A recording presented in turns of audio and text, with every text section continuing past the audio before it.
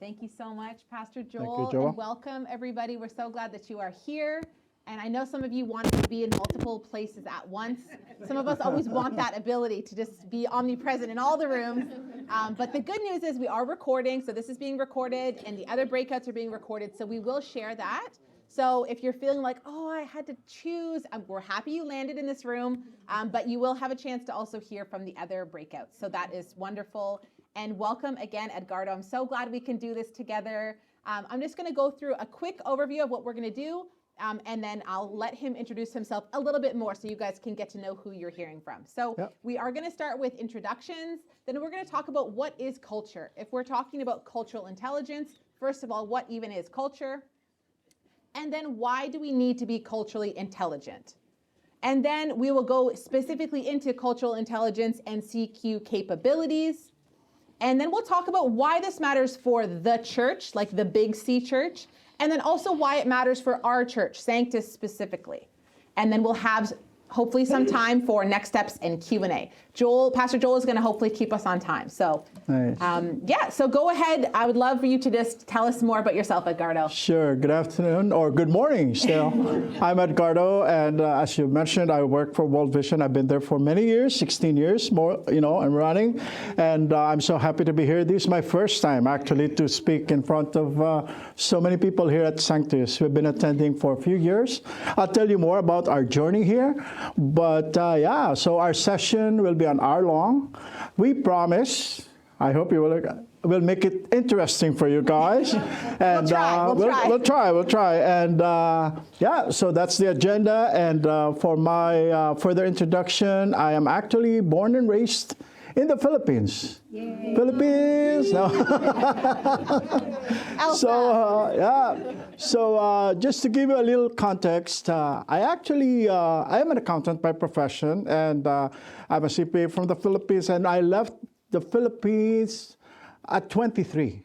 I moved and worked in Saudi Arabia, worked there for 13 years, got 3 kids along the way. By the way, my beautiful wife is over there, Marilu, and been here in Canada for the last 26 years. So 26 plus 13, that's 40 years.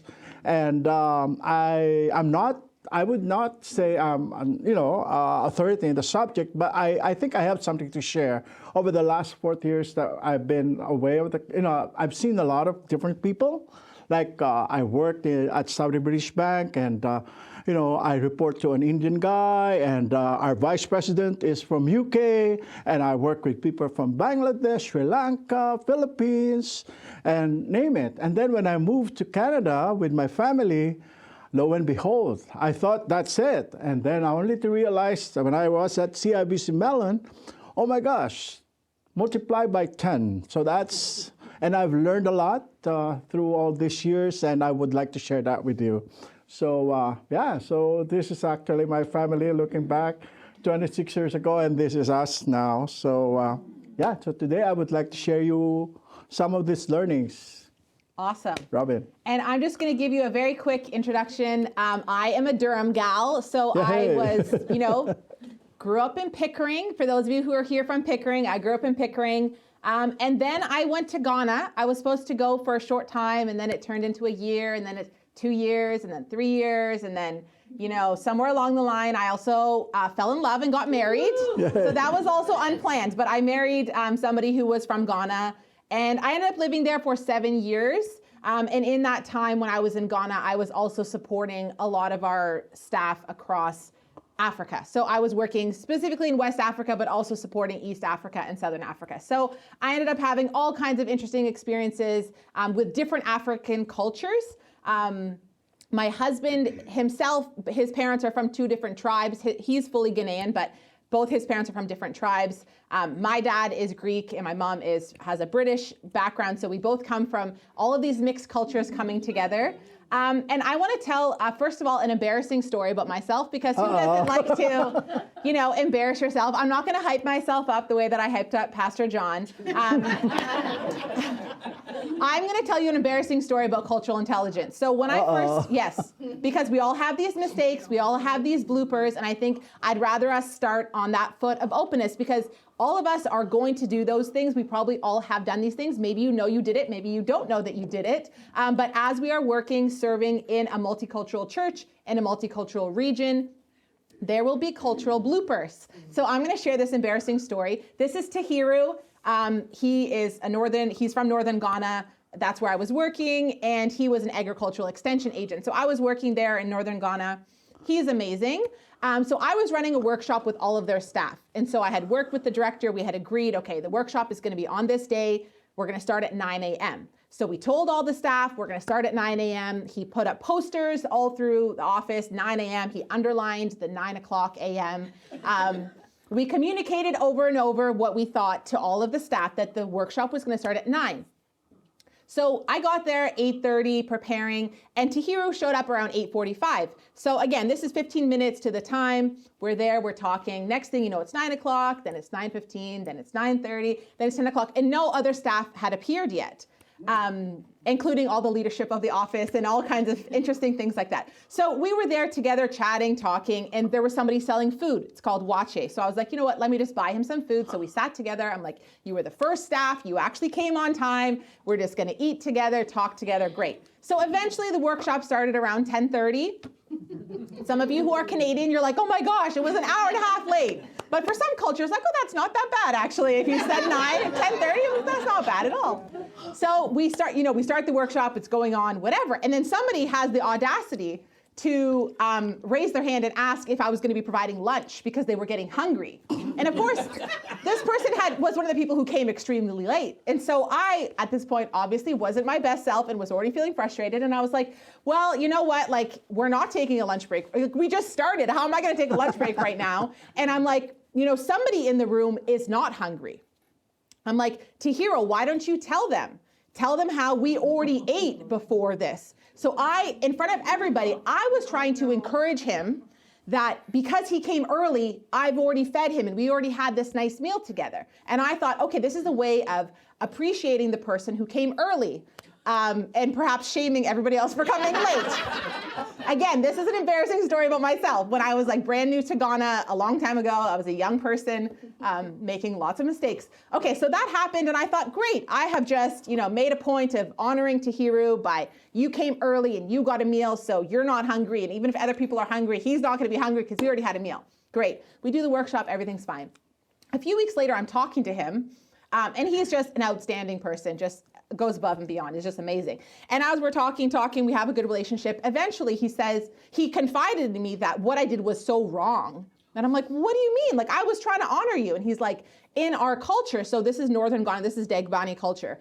If I say, oh, I fed Katrina a meal, I'm basically- you did not, the other one. Oh, wow. I'm basically saying she's poor.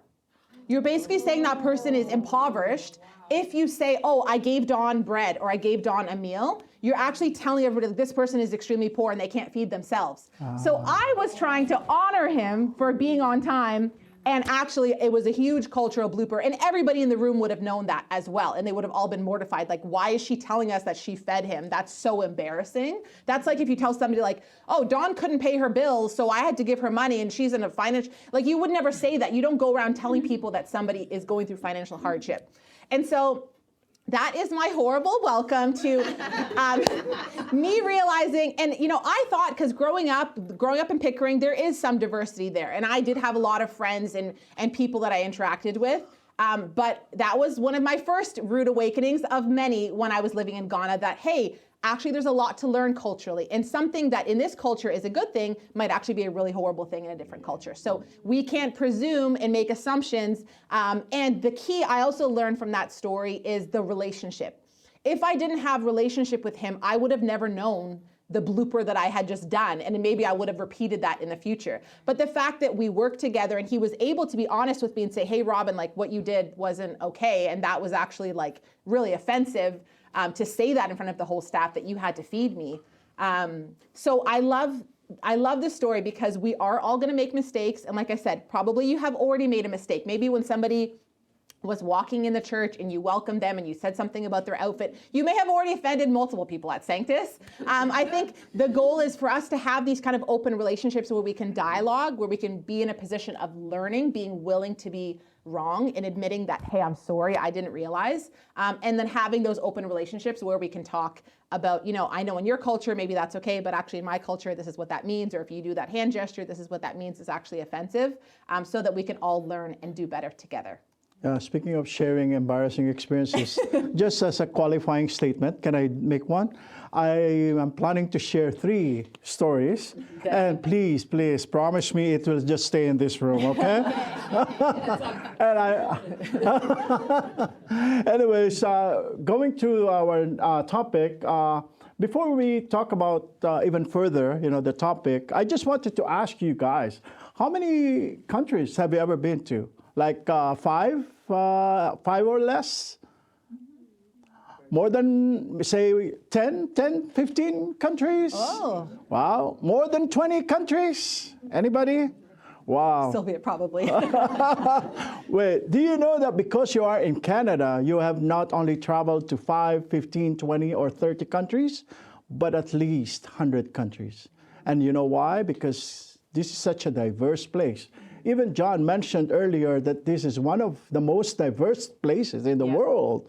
And I did a little research. Do you know that there are actually 250 ethnic origins in Canada? And if you stand at Dundas and Yonge corner, stand up in that corner and you will see so many cross-pollination of different people from all across the globe. And that's how diverse Canada is. So if you're in Canada, you've not only traveled to 5, 10, but at least 50 to 100 countries.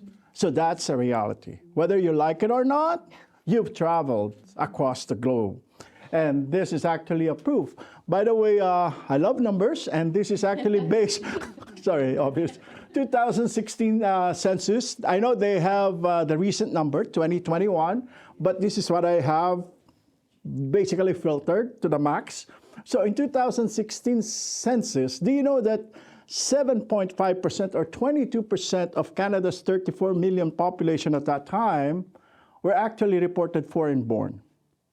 10 years ago, it's actually 16%, and they're projecting that by 2030 or 2036, it will be 1/3. 1/3 of Canada's population will be actually people who are different from what we used, to see, basically, right?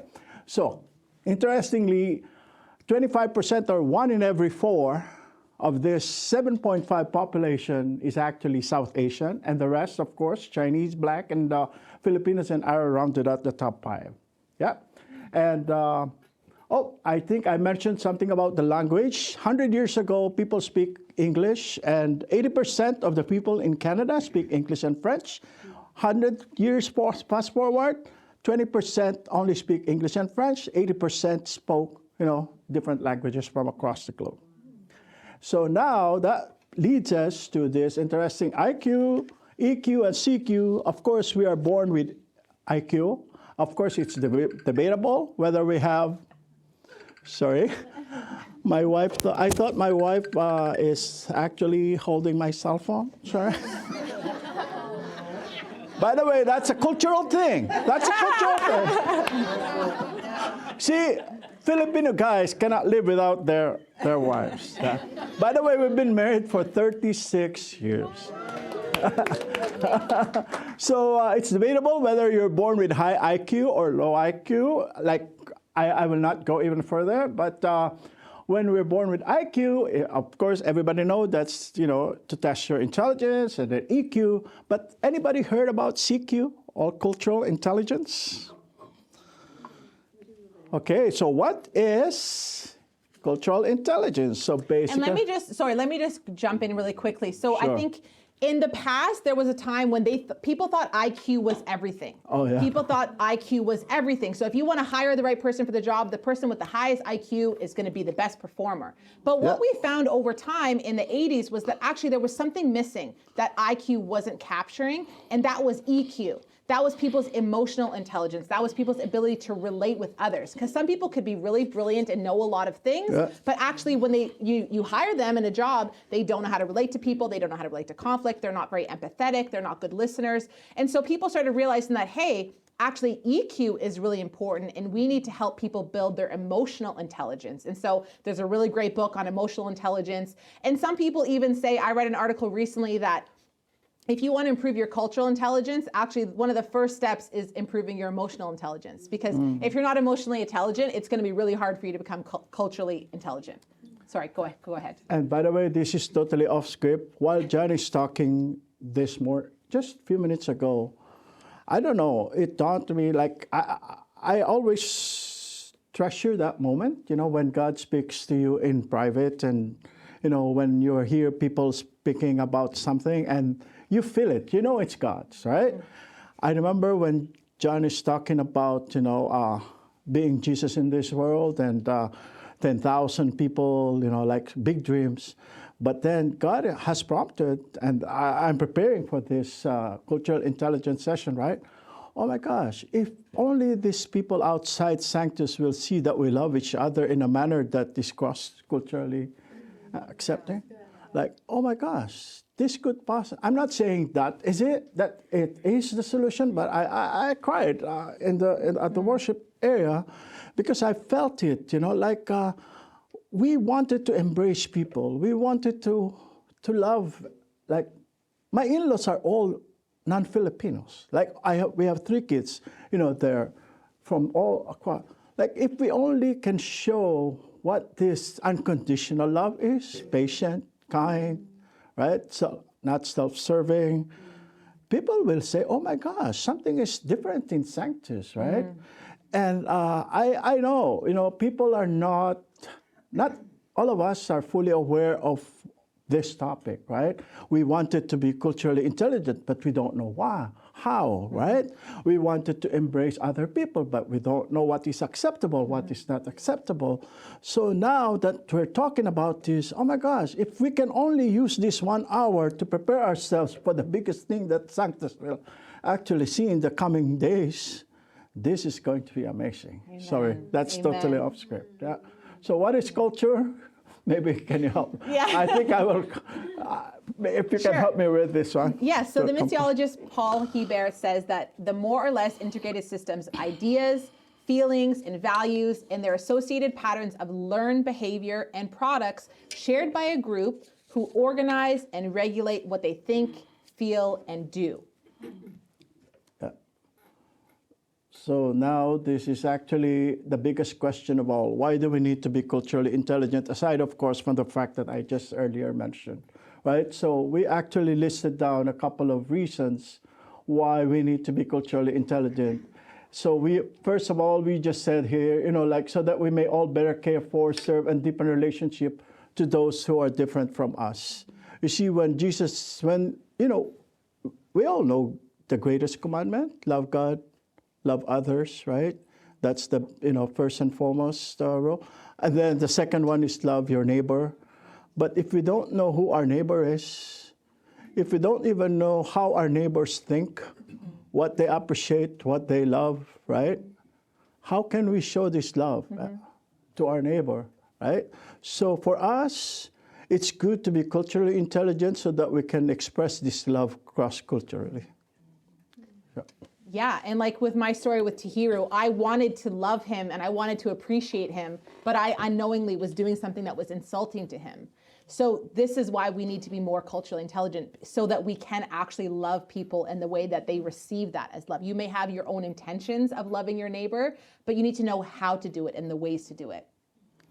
And because unless we all become intentional in developing cross-cultural relationships and partnerships, we may have a hard time integrating in Canada. Like Edgardo was saying, Canada is only getting more and more and more and more and more diverse. And specifically this area, if you live Ajax, Whitby, Scarborough, Pickering, and even if you live in Port Perry, Scugog, Port Hope, Bowmanville, Curtis, diversity is just flooding out of the city, right? People keep moving east, east, east, north, north, north. So people used to think that, oh, Toronto was really diverse, but then out here, not a ton of diversity.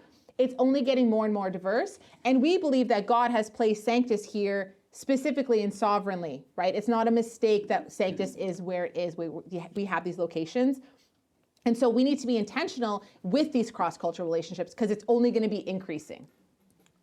And in order to love our neighbor, oh my gosh, this is what I just mentioned. We need to know how our neighbor thinks, views the world, and interacts with others. Neighbor love requires us to celebrate the ways we are different and the same. Actually, I'll push it forward. I may run out of time. I am reserving a testimony at the end, but I can feel that, I should mention it over here. Like I grew up in a Christian home many years ago. Like, by the way, I was a former sponsored child from World Vision. And, I recently published a book. Pastor Sam, Lucas, Robin, we missed you. We just launched it 2 weeks ago at the City of Pickering Auditorium, and the Mayor of Pickering hosted the launching. Thank you. I grew up in a Christian home, but it's all monocultural, right? Like I was in the Philippines until 23 years and then moved to... Anyway, fast forward, when we moved to Canada in 1997, we attended a Filipino church, of course, default. We are Filipinos, we attend a Filipino church. Mm-hmm. And then only to find out that when my kids are growing up and we brought them to a different church, my son said, "Dad, I never realized there are Christians who are from..." Right? I was shocked, right? And then when we moved to Pickering in the early 2000s, we moved to Pickering in 2000, Whites Road and Finch. And so my kids grew up here. So anyway, when they went to high school, we attended this primarily white congregation in Pickering. And we moved to, I attended Sanctus in 2018, and lo and behold, I was shocked what I saw that year. Suddenly, I felt this rush of adrenaline because I saw people from across the world. Like, I think I saw at least 30, 40 different ethnicities that day in 2018. I saw African lady praising God and dancing and raising hand, like all colors. And then I said, oh my gosh, this is my world, right? And I felt that freedom. And I told even John, I think when John asked me straight, why are you at Sanctus? I said, oh my gosh, I experienced that freedom that I've never had experienced in my life when I attended Sanctus in 2018. I felt that freedom to express who I am in the midst of different people without apology, without being ashamed, without being judged. And to me, that was beautiful. And we've been here since 2018. Yeah. So beautiful. Thank you for sharing that. Yeah, I think I touched on this already, but as we are living in this area, as we are working in this area, and then more importantly, as you are serving, because you're all here because you serve at Sanctus in one way or the other, we believe God has sovereignly placed us here and has placed you here. And so with this amazing amount of diversity, even if we look at the diversity in this room or at this conference, or if you come to Ajax on a Sunday and look around the lobby, it would be incredible to actually try to count up and tally up the different ethnicities, the different backgrounds that we already have. And we really need to steward all people well. I'm passionate about guest services and welcoming people and making sure our church is very hospitable. And this is why cultural intelligence is so important, because we want all people to feel welcome, not only certain types of people to feel welcome. And mind you, people are different. We will tackle it, in the middle of the conversation when we talk about cultural dimensions. People value time differently. Like Filipinos are always late by an hour. But mind you, there is what you call SIT. By the way, qualifying statement, these are all just purely conversational and no personal. But there is what you call SIT. 2 hours behind. You know what that is? Sorry, Standard India Time. Standard India Time, he said. Sorry. So our goal is not simply to learn more about different cultures. Today, let me stand because I think my energy and my adrenaline is pushing me to stand up. Our goal is simply not to learn more about different culture, nor is it just to become better at navigating these cultural differences. We must actually become multicultural or culturally intelligent so that we might better express that love and kindness cross-culturally. We will talk about 4 distinctives, actually, that this guy called David Livermore found out after researching, I want to put that, 98 countries. He had a team, 98 countries, conducted survey across 50,000 global professionals, and they found out 4 distinctives. You know, what makes one culturally intelligent? So they have observed, right? Like what are the, why is she culturally intelligent? Why? And then they filtered it out. They came up with 4 cultural dimensions, basically. And that's what we're going to talk about today. Yes. Right? And I think we can agree, like, it's good for everybody to be culturally intelligent. And again, as our world becomes more diverse, as people are traveling more, as there's a lot more immigration. But I think as Christians, we need to remember that this is not just an exercise in, I want to learn about different cultures, because I'm so interested and curious. I remember before I was a Christian and I was in university, I had a minor in anthropology. I loved learning about different cultures, and I loved reading about different tribes and reading all these different stories. But when I became a Christian, it's a different thing. It's not just because you're interested in, how do they do it in the Philippines? Or how do they do it in Ghana? Or how do they do it in Japan? It's about how do we express the love of God cross-culturally? How do we express God's kindness cross-culturally? Yeah. So now, David Livermore, I mentioned about this guy. I heard him speak at Global Leadership Summit many years ago on cultural intelligence. And he actually said that cultural intelligence is actually capability to be effective in any culture. Of course, everybody wanted to be comfortable at least, right? Have you ever met someone who looks very awkward? They wanted to be welcoming. They wanted to be, to embrace you and to hug you with all the love of Jesus in their heart, but they don't know how. They just simply don't know how, right? And so CQ actually will prepare us to do that, right? CQ is the ability to successfully adjust our perspectives and attitudes, right? And skills when engaging in a variety of multicultural situations. So knowing who they are will give us a little comfort, right? In terms of how we can embrace them. So David actually came up with 4 capabilities, and is that the next slides? Yeah. It is. So this is my stuff. You can. I can introduce it, and then you can keep going. So we are going to go through these 4 areas. So the first one is CQ Drive, and this is having the interest, confidence, and drive to adapt cross-culturally. So all of you, I'm going to make an assumption that many of you already have probably a pretty high CQ drive. Somebody might have a high CQ drive, and that means that they're interested in other cultures. They're interested in being more culturally intelligent. And this is really important. If you don't have the drive, you can't do the other things, right? If you don't even care to grow in this area, you can't do the other things. And like we mentioned before, it's important to see the evolution of okay, IQ is the most important thing. Oh, actually, EQ is really important. People need to actually know how to relate to others. And then what we're finding now is that CQ is actually what's crucial for workplaces, for conflict management, for all of that, because you actually need to be able to relate with people across different cultures. By the way, take note, David is saying that for us to be culturally intelligent, we need to possess all 4. Yeah. Not just 1. Yes. Not just 2, all 4. Is that good? By the way, are we sharing these slides after the session? Or can they access this for those who are taking notes? Yes. Yeah. And it is being recorded, so this will also all be on the videos. But yeah, it can definitely be shared if anybody wants. Great. Yeah. So next slide, please. Yeah. So what is CQ Drive? CQ Drive actually speaks about our degree of acceptance. Yeah, it speaks about, knowing. As to what degree do you think it is relevant to what you want to accomplish? How important is it to you, or why should it even matter? So again, hopefully because you're in the room, you're here because you're like, oh, this is actually important. Cultural intelligence actually matters for Sanctus Church. Yeah, but take note, this drive and motivation is not necessarily true or the same for other people. This is my biggest mistake. Mistake number 1. I thought everybody has the same drive as me. Only to find out that, that's not the case, all right? I've been to so many different, like I've been in so many different situations where people care less, right? Yeah.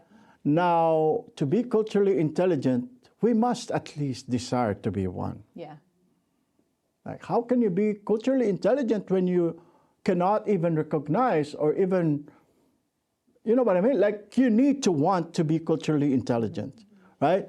One experience, in my many trips at World Vision, I actually traveled to the Philippines with one of my colleagues. I won't mention his name. I respect him a lot, but, you know, born in Canada, 3 generation, 4 generation, brought him to the field. Everybody's happy to talk about the food that they're gonna eat, right? Order local food. And then 10 of us in the table. Oh, what do you like? Oh, I like roast pork. Oh, I like fresh veggies. I like blah, blah, blah. I like, what do you like? Do you have French fries? Right? Of course, as I've said, you know, I respect it, you know, like I respect him a lot, but it's, you know, that's where the desire is coming from. Like, what will it take for you to say, hey, is that good? Like, I can see that apple in front of the pig's mouth, right? Like, is that something you eat as well? So, of course, I'm referring to the roast pork, right? Like where we have in every situation. So, yeah, CQ Drive is actually the start of everything. Yeah. Anything? Yeah, and this is important because as we are serving across different sites, if you're in Bowmanville, if you're in Port Perry and Pickering, maybe you have this passion that you want us to be more culturally intelligent. You want Sanctus to become more culturally intelligent. But you will find that not everybody has the same drive as you. So that's where grace comes in. That's where patience comes in, because you may have this drive. You may be like Edgardo and I, who have the huge drive for CQ. We want this thing so bad. But other people are at other levels. And so you need to remember that. And as you go, and hopefully you will go and be like a fire in your different areas as you're serving in kids ministry and prayer ministry, all these different areas. If you have a high CQ drive, hopefully you can bring that to others on your team, but also being patient and gracious with recognizing that not everybody is even there yet. Another off-script conversation, all coming from John's this morning. Actually, yeah, I think God is doing something different at Sanctus. I felt that in my bones this morning. And just because we're talking about all this, I know I am planning to share this at the end, but again, we may run out of time. I think because of this CQ Drive, there's been a lot of conversation in the past. I've only been here in 2018, but I met someone who are actually here since the start, right? Like, I would like to believe that there is something that I may not know, right? Like, over the years, because people's drive are different, there may have been some difficulties and challenges in the past. And I firmly believe that if there is bitterness and strife in each and everyone's heart in this area, it has to be open. And even last night, you know, like, come, Holy Spirit, come, you know, like, my heart is shouting, you know, like, the Spirit cannot work if your heart is not ready. And if there is bitterness and strife, especially in the area of acceptance and cultural sensitivities, you know, like discrimination, right? Like, I think it has to be placed in the open first. If we really wanted to see that 10,000 in our lifetime, let it start in this room. Amen. Yeah, that's so good. Thank you for sharing that. And yeah, I think it's so, so crucial. That's why we're having this conversation, because this is so crucial for unity at Sanctus. Yes. We are always crying out for unity across our sites, across our ministry areas, across everybody. And yeah, if we're holding on to bitterness and resentment and hurts and offenses, and that's why, I mean, we'll talk about it later too, but like, we're sorry, and we have to be quick to say we're sorry, right? If you've made a mistake or if you've offended somebody, you have to apologize. And you know, I have seen that improve. Even in the past 5 years, people are more quick and ready to say, hey, I'm sorry. Even if it's not immediately, but maybe it's a few days later, they come back and they apologize, or we have those hard, frank conversations. I actually don't like having hard conversations. Some people may not know that about me, Really? especially on staff, but I actually don't like having hard conversations. But over time, as I've grown in the Lord, the Holy Spirit has prompted me that you need to have that hard conversation. You need to have that tough conversation. It's not okay to leave those things. And sometimes, especially if it's on behalf of somebody else, if you've witnessed something, if somebody said something about somebody else that was just wrong, they were offended, they were hurt, and you realize that, and that person has no idea, you have to go back and have that hard conversation and say, hey, by the way, you can't just touch that person's braids and say those things about that person's hair. You can't do that. And these are the reasons why that's not acceptable. If you just keep that to yourself and you're like, I'm just going to pray in my corner and hope that person's going to get better, that person may not get better because they don't know. And that's why with my story at the beginning, my embarrassing story, if Chihiro had never told me, I wouldn't have known. So we need to have these relationships where you can be vulnerable and I can say, hey, Sandra, we need to talk about something, and you talk about it and you apologize and you do better next time. We need to do that as a church because for unity to happen, like he's saying, we're crying out, we're asking the Holy Spirit to move. There's people from all different nations, people from all different backgrounds, people speak all different languages, people worship in different ways, people want to dress in different ways, people want to eat in different ways. And we need unity here at Sanctus. So thank you for sharing that. And I do also think that God is doing something. And I'm glad that you could also sense it this morning because I could also sense that. No. And that's the first one, drive. Second one is, of course, something that you can see over you can check on your phone. Your phone is with you all the time. So I'm talking about CQ knowledge. And I just wanted to show this link for 2.5 minutes. Let's see, just check this video and then we'll talk about this portion.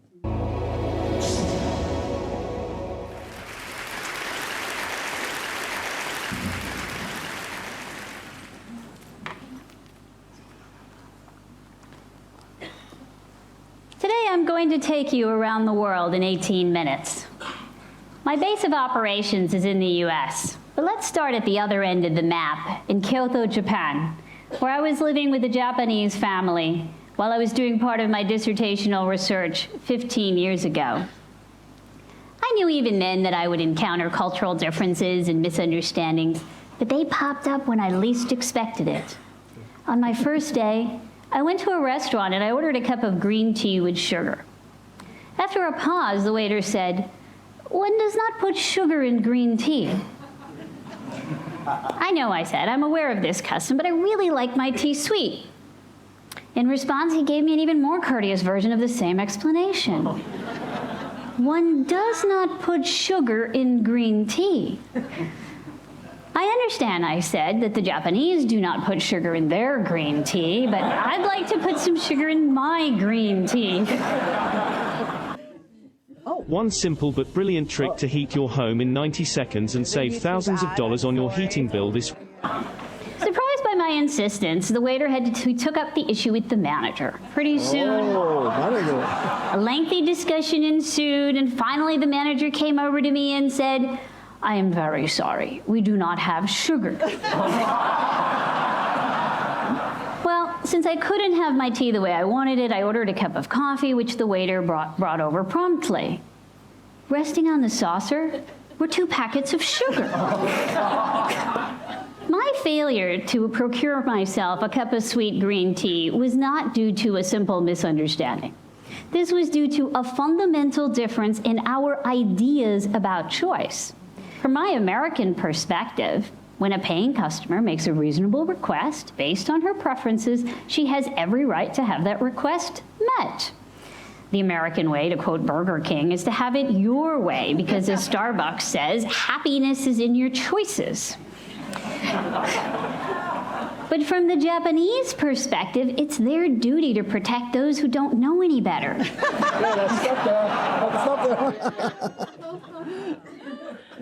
Question for you. Anybody, brave soul, can respond? Next slide, please. Why did Sheena experience this difficulty? We're talking about CQ knowledge, okay? So what cultural differences might explain Sheena's experience, right? Anybody? Sorry? She didn't know about the She didn't know. Like I would like to use the word unaware, right? Like of this tradition. And she operates in that context, customer is always right. But for this waiter and for the manager, it's like asking, can you put mustard in my coffee? Right. Who would, like, and then, of course, Sheena don't know that tea ceremony is part of their thousands of years of culture that they have protected all these years. Japanese love tea ceremony, right? For you to, to add sugar to, like, it's like disrespecting the inner core of these people in this restaurant. So Sheena is not aware of that. And that's seeking knowledge, right? Seeking knowledge refers to our level of understanding about culture and culture's role in shaping the way to interact when different cultures are involved. Yeah. So again, the first one was CQ drive. So somebody might have a whole lot of CQ drive, but then they're missing the CQ knowledge. And that's where you will make these mistakes. Because obviously anybody who travels, the fact that she was in Japan or the fact that I would go to Africa, I already had some kind of interest cross-culturally, but you're lacking the knowledge piece. Take note, these 4 components are present in a culturally intelligent person. So if you want to be one, we need to have the drive, and secondly, we need to have the knowledge, not the cell phone knowledge, right? Like, of course, it will help, but knowledge that you can learn. Yeah. We'll talk about it later. Yeah. So it's based upon the degree to which we understand the idea of culture and how it influences the way we think. Exactly Sheena's situation, yeah? And it includes our overall understanding of the ways cultures vary from one context to another. So again, one restaurant in America versus a restaurant in Japan, they're going to have very different contexts. Yeah. Next slide. This is interesting, right? I recently read a book. It's called Culture Map, by the way, if you wanted to check that in Amazon, Culture Map, and the author is Erin Mayer. I also heard her speak at the Global Leadership Summit many years ago. So basically, her hypothesis is this. We need to be familiar with this at least six dimensions. It's communicating, evaluating, deciding.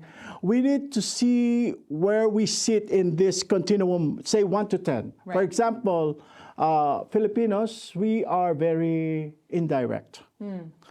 Like indirect person, right? Like, what example should I, my wife His is wife is laughing. Sorry, you know how, okay, I have an example. During my time at World Vision, I actually became a part of, we actually formed a group. It's called, it's a Multicultural Council Ambassadors. So that's one of my legacy at World Vision. Like, because of my desire to really bring multiculturalism and desire to really embrace, you know, different donors, you know, we cannot use a cookie cutter approach, right? Like, I know okay, set aside World, but we formed this Multicultural Council Ambassador. And I remember in one of our meetings, this Multicultural Ambassador is actually a group composed of a former citizenship judge from India, a high IT personnel from China, mixed, right? 12 people from across different cultures. And then in our meeting, I remember bringing my Caucasian boss and straight in front of the, you know, like ask one of our ambassadors, say, how much money are you planning to give? I actually almost fell in the floor because I saw the face of my friend, knowing that he's a very indirect person, like he just stared at him, right? And after that 1 hour meeting, we had 10 hours meeting after, right? With my boss and with the people from our team, right? So this is actually the dimensions that we're talking about. So we need to know where we sit. You know, like, for example, I know for a fact that I'm indirect, borderline, direct, indirect. So I am, out of 1 to 10, I am in 6, right? But some of the people that I met when I came to Canada, they're very direct. right? Oh, what have you had for dinner? Oh my gosh, that's gross, right? Like, what do you care about my dinner, right? Like, oh, that's not how you cook turkey. You cook turkey upside down or whatever. I said, oh, I cook chicken if there's chicken in the house, right? Or turkey, let alone. So you need to know, oh, if generally, like where you are in this continuum, right? So it's good for you to know. Of course, you're not just typecast, like, how do you... In a box, like you can grow. Yeah, but at least you know for a fact that if, people from this area of the world, they have siesta growing up, right? Like they sleep after lunch and they work from 4 o'clock to 8 o'clock in the evening. So they care less from 1 to 4 in the afternoon. And here you are, North American context, 30 minutes lunch, and you have to work like... And so if you see people from this side of the world, I will be very specific, like Hispanic or Latinos, right? So, for example, they know what siesta is. I know what siesta is. So we actually value these different dimensions differently. Mm-hmm. So what are those? One is communicating. Some are explicit and implicit, right? Have you ever been to a meeting where you have, meeting for 2 hours, and then you have to spend 4 hours writing an email about the meeting that you just had, right? So that's how, there are people who are like that, right? Yes. And you have to be patient if you are not like that, right? Mm-hmm. Evaluating. Some can accept negative and indirect negative feedback. You want to, yeah? Yeah, so again, it's a continuum. So for certain cultures, people will give direct negative feedback, and we've all probably encountered people like that who will just tell you like it is, and when they are not happy about something, they don't like what you did or what you said, or they don't like what Pastor John said, they will tell you. They will make it very, very clear. Other people, it will be indirect. It may be passive aggressive or subtle, or maybe a facial gesture or a body gesture. It won't be a direct, explicit feedback. I remember my boss saying, oh, can you please ask our Chinese ambassador if they are willing to do this for World Vision, blah, blah, blah. I said, oh, I need to bring him to a meal. Why do you need to have a meal to talk to people, right? And spend your P card or purchase card, whatever. Of course, in our culture, meal, we have nuances. Yeah. Right? We close a deal by looking at our eyes. Right? And there are cases where we need to be fully naked with a guy to sign the contract. That's the worst case. In other, wait, let me explain that. Hold on. It's recorded, Robin. I have to. It's on video. No, it's on video. Sorry, I cannot. No, what I'm saying is, in other culture, The sauna. in other culture, you need to go to a spa, a sauna, especially the Japanese people, right?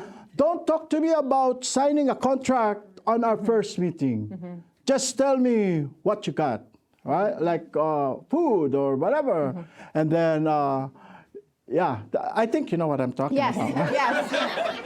We know. Okay, so the third continuum is about deciding, making decisions. This is really important, I think, in a church context. So one end is consensual, and the other end is top-down. So certain cultures, decisions are always top-down. If your dad says it, that's what the household does. If the boss says it, that's what the workplace does. It's top-down, and there's no questions asked. There's other places where we're expecting, what do you think? What do you think? Oh, what do you think back there? Let's talk about it. Let's decide together. And at church, this does come up where people are wondering, why was that decision made top down? And I should have had a say in that. And we should have a committee to talk about that. And so even when you're talking to people or making decisions, recognizing that some people are going to be on the end of thinking that this should be a consensual decision, and other people are thinking it's obviously a top down and you're not going to say anything otherwise. And raising kids in Canada, our kids grew up 7, 3, and 1. They're all married now. I remember we grew up in the Philippines where it's a bad thing to say, to answer back to your parents, right? Like if they say, what do you want? And if you say something, why are you answering me back, right? So I'm just trying to make it funny, but nobody is laughing. But then if we tell our kids, Apa or Rafael, don't do that. Why? Oh my gosh. It's a grave sin. Remember, sir? It's a grave sin to ask your parents why. Yeah. I said, why? Because. And that's my always my answer. Because. And if they want to push it, because what, Dad? Go to your room. And then disagreeing, confrontational versus non-confrontational. Other people, they may sound confrontational, but they are actually not looking for a fight. They just speak loud, right? Why are you laughing? Because there are people who actually are by nature, it's like an emergency car is always following them, right? Always in a hurry, always excited, always to the max, right? And there are people who are actually calm, soft. Can you imagine if these two collide? And, Yeah, and I think oftentimes some of us don't like people who are very, very confrontational, those people get a really bad rap for being very confrontational, but also some people who extremely avoid confrontation, they can also be equally toxic in their own ways because they don't bring things to light, but they let those things brew and muster and fester, and then there's room for gossip, there's room for bitterness and resentment, and so we're not saying that any one of these is better or worse. They all have their pros and cons and their good sides and their bad sides. The important thing is growing in CQ knowledge for, okay, Japanese culture, where will they land? Okay, Filipino culture, where might those people land? Yeah. Now, scheduling, I think we mentioned this. I can't wait to mention that. Filipinos are always late, so let's push forward. Yes, so obviously scheduling, this is one of the easier cultural things to notice, especially in the church. And I like to joke, so we have structured and flexible, right, when you talk about time. I always joke that whenever we change service times, especially in Ajax, if we go from 9:11, we go to 10:30, it doesn't matter what service time it really is, there's always going to be people who are late. So in guest services, we always expect people to late. So even if somebody a week ago was arriving for 9 o'clock and they were getting here at 9:20, when we say the service is at 10:30, they're not going to be here at 10:30. They'll be here at 10:40 or 10:50, right? And even for this conference, lots of people are registered. Some people are probably registering right now. Some people are probably in the lobby right now looking for a lanyard because they're now appearing at conference.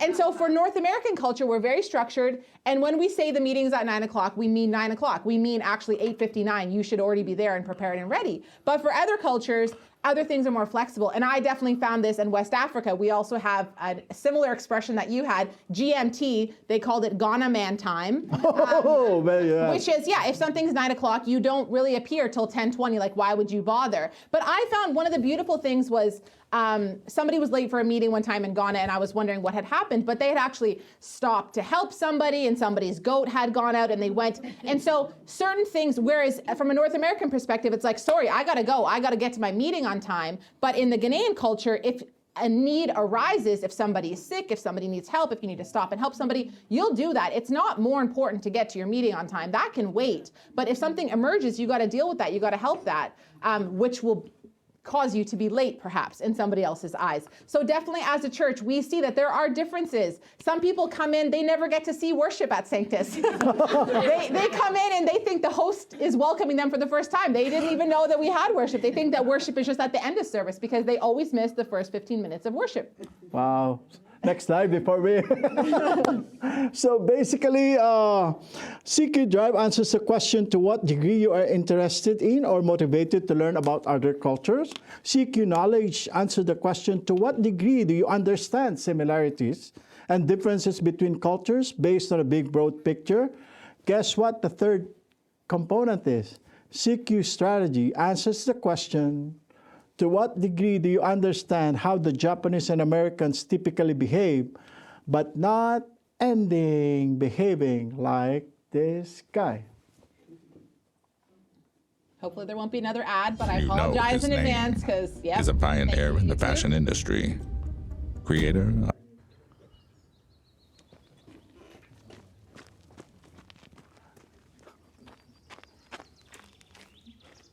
Hi there. Hi. Nice day, huh? Yeah, finally, right? Where are you from? Your English is perfect. San Diego. We speak English there. Where are you Wrong. Well, I was born in Orange County, but I never actually lived there. I mean before that. Before I was born. Well, where are your people from? Well, my great-grandma was from Seoul. Korean. I knew it. I was like, she's either Japanese or Korean, but I was leaning more towards Korean. Amazing. Hamshasina. There's a really good teriyaki barbecue place near my apartment. So I actually really like kimchi. Cool. What about you? Where are you from? San Francisco. But where are you from? Oh, I'm just American. Really? You're Native American? No, just regular American. Oh, well, I guess my grandparents are from England. Oh, well,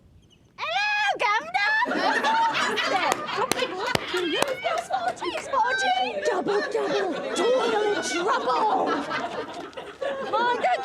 Beware Jack the Ripper. Bloody hell. I think your people's fish and chips are amazing. You're weird. Really? I'm weird? Must be a Korean thing. Oh my gosh, I really love this video. In one of my presentation, I even entitled it, "Where are you from?" That is a good conversation. You see, this is where the third component is coming in. You have the drive, you have the interest, you have the knowledge, but do you know how to use that knowledge? Right. Do you know how to strategize that knowledge, right? Like, when are you going to use that knowledge and how, right? So Yeah, and I think in my experience at Sanctus, actually this is where a lot of the bloopers come in. Because some people may actually have a high CQ drive, they actually have high CQ knowledge, they may actually know things about other cultures, but they don't have the strategy. Yes. So they may be so well-intentioned, but they may come up to you and start saying greetings and asking questions. And I mean, my husband has experienced this many times. People ask, "Oh, your English is so good," like surprised that he has good English. And that, again, the person may be trying to compliment, but it's kind of a backhanded compliment, and it shows a lack of CQ strategy there. Yeah, so what is secret strategy? Let's just mention it, right? It refers to our level of awareness and ability to strategize when crossing cultures. How many of you have experienced, I'm sure I don't need to specify or to be, to mention many, actual examples, but I actually have experienced this, Like in many of my meetings, they wanted to be, they are friendly, they wanted to embrace you, but they came across very differently, right? Because they don't know how to use the knowledge that they have inside them, right? Yeah, and I think this one is really important, again, for us as Christians, because silence and solitude are also spiritual disciplines. Pastor John was talking about those things. And actually growing in cultural intelligence, it's going to take you doing that. It's going to take some silence and solitude. It's going to take some slowing down long enough to carefully observe what is going on inside of your own head and also in other people's heads. So sometimes, again, these bloopers can come up, these cultural offenses can come up because we kind of steamroll into things without thinking about it, without preparing. So if you know that you're having, maybe for site pastors, if site pastors are having a pastoral care meeting with somebody, or if Restoration Prayer, if they're having a prayer session with somebody, knowing where that person is from and thinking through some of these things ahead of time, that is the CQ strategy, preparing and planning ahead of time. Oh, I just remember one I don't mind sharing this actually. Like I remember meeting someone, "Oh, I'm from the Philippines." "Oh, really? My nanny is from the Philippines." For some reason, I felt something inside. Not that I am counting it against that person, but I don't know how to explain that, but I'm sure you understand. It's that thing, right? Like, yeah. So that hurts. And for me, they don't know much, so I can only forgive. But what if I cannot forgive? And to me, that's what I mentioned earlier about the church. Like I've only been attending Sanctus in 2018, but I don't know what happened many years ago at Sanctus. But I heard something happen many years ago at Sanctus. But I just wish and pray that God will do something in this day and season to really go back. because we just don't know how to slow down. We just don't know how to keep our mouth shut. We just don't know how to do it, right? And it's just now that we're opening this up, and it's not too late. It's not too late. If we wanted to see this 10,000 happening in our lifetime, maybe these 40 people in the room can start moving. Yeah, that's great. Wow. We're Action. moving along. Yes, we have 10 minutes left. Oh my gosh. We're going to have to whip through here, Edgardo. Wow, okay. So CQ action, answer the question, what's the fine line between being true to who you are versus changing the way you behave and talk with other people? Right? CQ action, let's go to the details. It actually refers to your ability to act appropriately in a wide range of cultural situations. I really believe this is divine intervention. To me, every time I go out of the house and pray, Lord, make me a blessing or channel of blessing. In a way, I'm also praying, Lord, give me the wisdom to deal with people that I will be meeting today. Yeah. Right? I think it's not by might, by our might or by our power, but it's through God's intervention as well. Yeah, and I think a perfect example of this is the lobby of church. So whether you're in Port Perry, Bowmanville, Pickering, Ajax, when you are in the lobby and you're interacting with different people, you know, there's some people who I might shake their hand. There's some people who I might hug. There's some cultures that will kiss on one cheek or kiss on both cheeks. Yeah. And there's some cultures where you'll wave. I mean, another thing I learned in Ghana is that the left hand is like not an appropriate hand to use. So you never wave with your left hand. You never give somebody money with your left hand. You never raise your hand for a question with your left hand because the left hand is like the dirty hand. It's the bad hand. So again, that's an offensive thing. So if I was waving at somebody who's from Ghana in the lobby like this, that's actually almost like giving somebody the middle finger.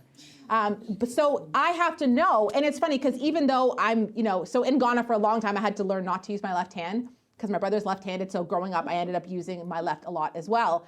And I had a lot of bloopers in that way of giving somebody money with your left hand or whatever. But then coming back to Canada, I'm like, oh, I can use my left hand again. But it's funny, even somebody in the lobby, Bath, who's here today with his mom, they're both from Ghana. One time I accidentally waved at him across the lobby. We were both serving, so I wasn't going there. And I was just like this. And then after, I felt horrible that I had used my left hand because I should have used my right hand. And so that's where being adaptable is really important with cultural intelligence. You know that when I'm greeting Cheryl, I'm going to do this, but when I'm greeting Henry, I'm going to do this. Wow. Yeah, so it involves flexible behavior tailored to the specific cultural context. I would like to share something, but please don't hold me accountable. Like, qualifying statement, this is just for conversation. Please don't crucify me after.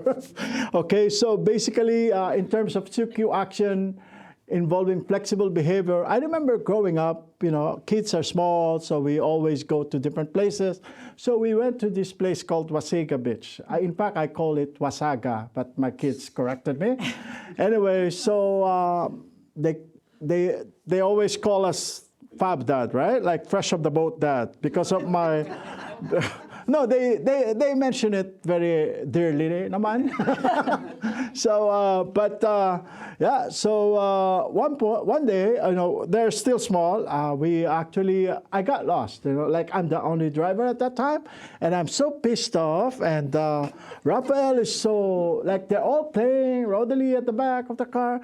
We're lost, and I can't find Wasaga and Wasaga, right? Okay. So I stop at the convenience store. I'm mad because I'm getting mad at the kids. So when I went inside the store, I'm angry, and I called this boy, arranging all the veggies. I say, hey, where's the bitch? I said, where's the bitch? And then the boy said, oh, sorry.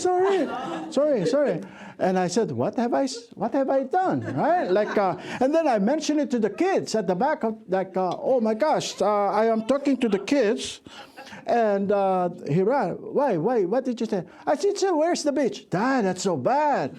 And then, so CQ action. Sorry, I don't mean to, but I just wanted to make a point. CQ action refers to changing even the way we speak. even the way we move our hands, even the way we, in the Middle East, if you do cross leg and this one facing the person, that's the boo-boo. So even those little things, it's good to know, and it's good to be flexible when it comes to the actual situation, because it's not good. Yeah. Great.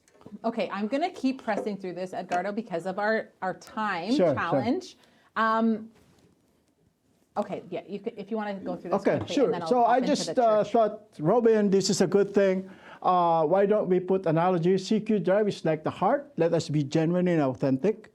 That's our last reminder. CQ knowledge is the head part. So let us remember people and culture think differently.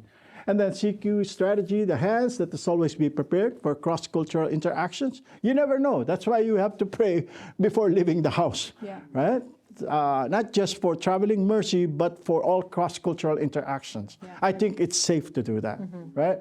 And then CQ action feed, be flexible, be patient. It takes time to be culturally intelligent. I know we are not born culturally intelligent, but it is something that you can improve. Yes. Don't be sorry if you are not. Yeah, and that's the good news, is that you can improve your cultural intelligence. It's not like you're stuck there and that's what it's going to be forevermore.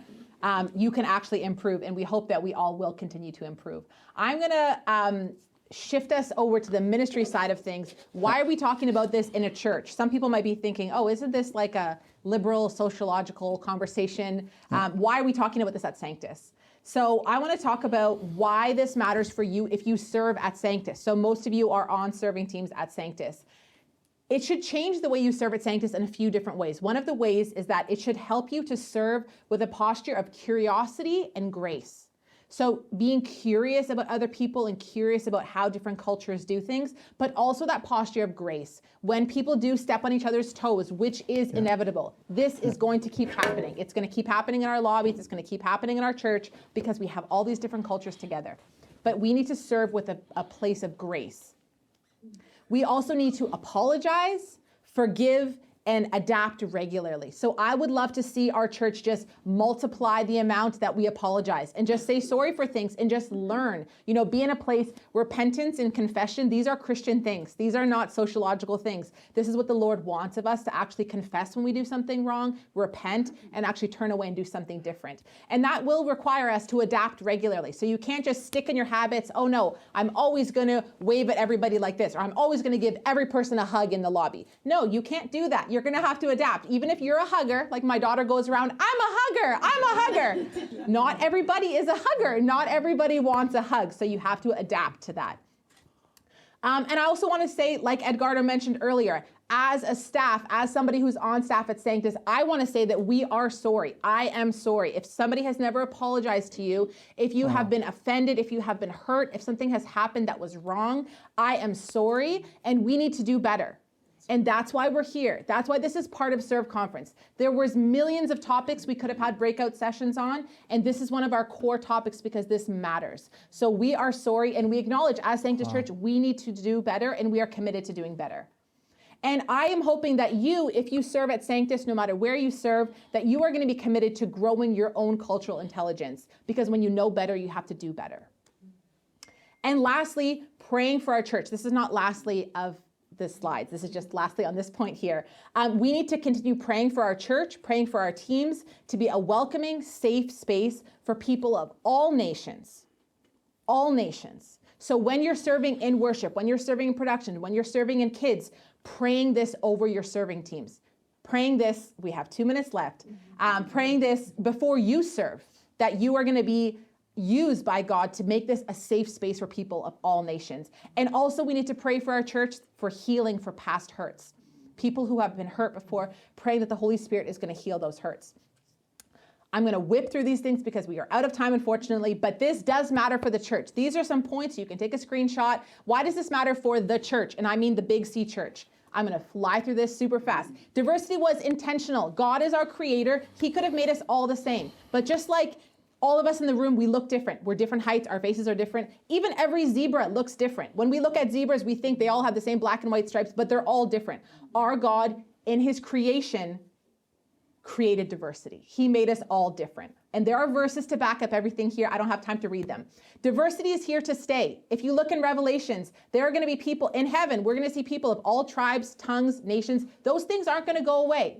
When you get to heaven, it's not going to be all white people in white robes. There's going to be people from different tribes, from different tongues, from different nations. And that's why it's beautiful. Like Edgardo had that moment when he came to Sanctus and he saw all these people from different backgrounds. He saw somebody from a certain culture worshiping in one way and somebody worshiping in a different way. And it's beautiful because that's what heaven's going to be like.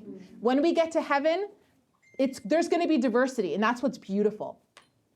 Okay, you've already shared your story, so that's great. We are called to be loving, hospitable, and gracious to all. So some of you have the gift of hospitality, and some of you don't, and you have to grow in that as a discipline because we are all called to be hospitable to all people. We should all be welcoming and hospitable. Like Edgardo said, wouldn't that be a beautiful sign in this region if we are so loving to people of all nations that people actually take note of that? That when there is increasing racism, when there's so much divisiveness, when people are over there and they're anti this and anti that, but we are people who are able to actually love all people and be gracious to all. And lastly, but not leastly, unity matters. Unity is so important to the church. Paul was always praying for unity for the church. Jesus wants to see unity in the church. Pastor Sam and Pastor John want to see unity in this church. And so this matters.